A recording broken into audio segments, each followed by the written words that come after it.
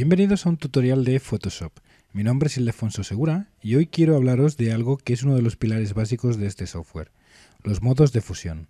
Los modos de fusión son usados con mucha frecuencia, asumiendo de una forma trivial su existencia y aplicación. Lo haremos en una serie de tutoriales y ejemplos. No pretendo dar con esto una lección magistral de los mismos. No soy un experto, pero quiero simplemente introduciros y daros una orientación para su mejor utilización y una forma más eficiente. Como veis, normalmente viene asociado a los modos de fusión, a las capas, pero también nos lo encontramos en otro tipo de herramientas, como por ejemplo los pinceles. Aquí tenéis la lista desplegable, pero también en el tampón de clonar, como veis aquí. En la herramienta de gradado también nos lo encontramos. Y en la herramienta enfocar y desenfocar. Adicionalmente, sobre las capas, botón derecho, y veremos las opciones de fusión, los estilos de capa. Y en ciertos atributos de estas opciones de fusión nos vamos a encontrar con la posibilidad de cambiar los modos de fusión. Y en función de eso tendremos uno u otro resultado. En primer lugar debemos saber cómo obtener la paleta de capas. Vamos a ir al menú, ventana, capas o directamente con la tecla F7. Obtenemos la paleta que podemos anclar en esta parte de la pantalla. Vemos que aquí arriba están los modos de fusión. La aplicación de modos de fusión de capas implica que tengamos como mínimo dos capas. La de arriba siempre será la capa a fusionar y la de abajo será la capa base. La fusión de las capas dará un resultado que se visualizará en la pantalla, es decir, no se crea una nueva capa como resultado.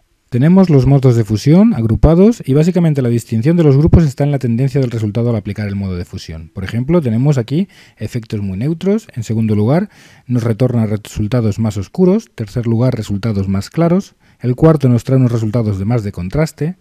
El quinto grupo se suele utilizar para amortiguar otros resultados de la aplicación de los modos de fusión. En el sexto trabajaremos con tonalidades. E independientemente del modo de fusión aplicado, podemos obtener resultados de fusión a través de la opacidad de una capa sobre la otra. Vamos a comenzar con el modo de fusión normal. Tenemos dos capas, ambas dos blancas. Cogemos un pincel y el color frontal vamos a coger un rojo oscuro.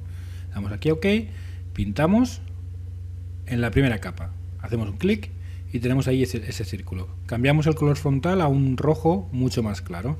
Damos OK, bajamos el valor del pincel y hacemos clic en la primera capa. Estos dos círculos están en la primera capa. Posicionándonos en la segunda capa, que es la capa base, seleccionamos un color que va a estar entre esas dos tonalidades, un rojo más oscuro que el más claro, y en la capa base hacemos clic con un tamaño de pincel determinado. Ahí. No se ha visto porque los píxeles blancos de la capa a fusionar tapan la capa base, pero está ahí. Esto es porque tenemos el modo de fusión normal. Para ver la capa de abajo en este modo de fusión tenemos que bajar la opacidad de la capa a fusionar. Incluso con el 100% podemos crear desde aquí abajo una máscara de capa sobre la capa a fusionar y con un degradado aquí de negro a blanco lineal de derecha a izquierda vemos cómo ahí aparece la capa de abajo un poco. Podemos crear efectos como si lo hacemos al revés, sobre la máscara de capa de izquierda a derecha tenemos un efecto bonito. Con el mismo ejemplo vamos a explicar lo que es el modo disolver. Si cogemos la capa a fusionar y le cambiamos el modo a disolver, veréis que no ocurre nada. Solo se va a ver el efecto de disolver, que no es más que una mezcla aleatoria de píxeles. Solo se va a ver si bajamos la opacidad a la capa a fusionar. ¿Veis? Estamos en el 64% y se deja ya ver la capa base. Este efecto viene a utilizarse cuando buscamos algún tipo de granulado en la imagen. A continuación veremos el modo oscurecer. Nos situamos en la capa fusionar de nuestro ejemplo, le ponemos en modo oscurecer. Y el resultado que vemos en la pantalla es que ha comparado píxel a píxel de ambas capas y nos ha retornado el más oscuro. Por ejemplo, esta zona de aquí no se ve la capa base. ¿Por qué? Porque la capa a fusionar es más oscuro. De hecho, si cogiéramos la capa base y la pusiéramos arriba y pasara a ser la capa a fusionar, le cambiamos el modo de fusión a oscurecer y el retorno que veis en la pantalla sería el mismo, porque el modo de fusión oscurecer lo que hace es dar como resultado el píxel más oscuro. El siguiente modo de fusión será el modo de fusión multiplicar. Es un modo de fusión muy utilizado y con unos resultados para conseguir efectos muy interesantes. Cada píxel de la capa fusionar se multiplica por el de la capa base y el resultado es que la capa fusionada deja ver la base pero oscurecida. Cada píxel resultante dará un color más oscuro que la combinación de los mismos. Aquí, por ejemplo, veis que en la capa a fusionar teníamos este rojo y este rojo. En esta parte ha predominado el rojo oscuro, con lo cual el blanco no se ve.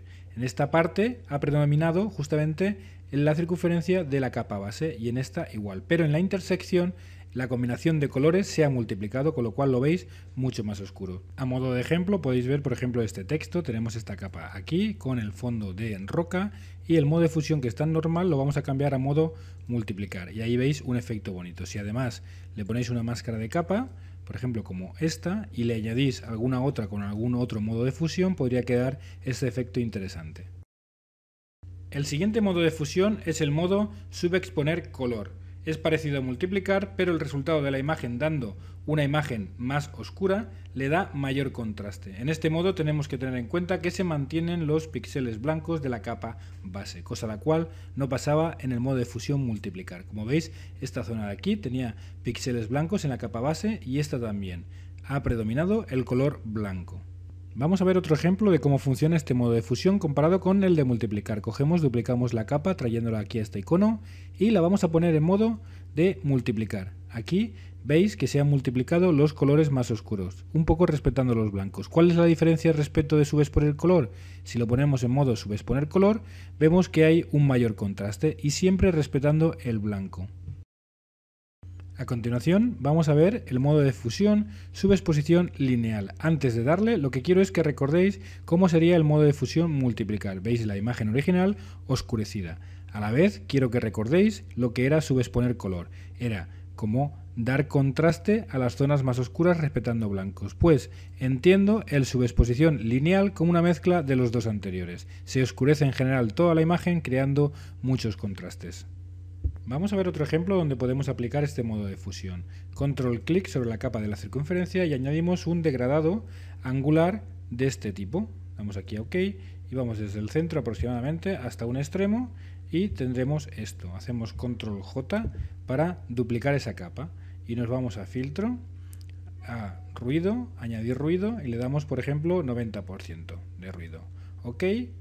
Igualmente, control clic para seleccionar el contorno, nos vamos a filtro, desenfocar, desenfoque radial y le damos giro, cantidad 100%, calidad buena. Le damos aquí a OK y tenemos ese efecto. Control D para deseleccionar. Ahora vemos modo de fusión, multiplicar y nos queda pues bien, no nos queda mal. Bajamos la opacidad para buscar un efecto metal. Si cambiamos a subexposición lineal nos queda un efecto mucho más bonito, pero tenemos que bajar la opacidad. ¿Veis aquí? Nos queda ese brillo. ¿Veis la diferencia con subexponer color? Esto queda muy artificial. ¿Veis? Se crean excesivos contrastes, pero la combinación de multiplicar y subexponer color en subexposición lineal nos queda este efecto de metal muy bonito. Y por último, dentro de este grupo de modos de fusión, vamos a ver el color más oscuro. Simplemente es otra alternativa del modo multiplicar. Si veis, el modo multiplicar era este y el modo color más oscuro es lo mismo que multiplicar, pero da un poquito más de brillo. Pues hasta aquí esta primera parte del videotutorial de los modos de fusión, que ya anticipé, en el que no pretendo ser un maestro, sino simplemente daros una orientación. Si os ha gustado y os es de aplicabilidad, decirlo en un comentario aquí abajo, poner vuestro dedo arriba y esperar la segunda parte donde explicaré el resto de modos de fusión. Hasta entonces, un abrazo a todos.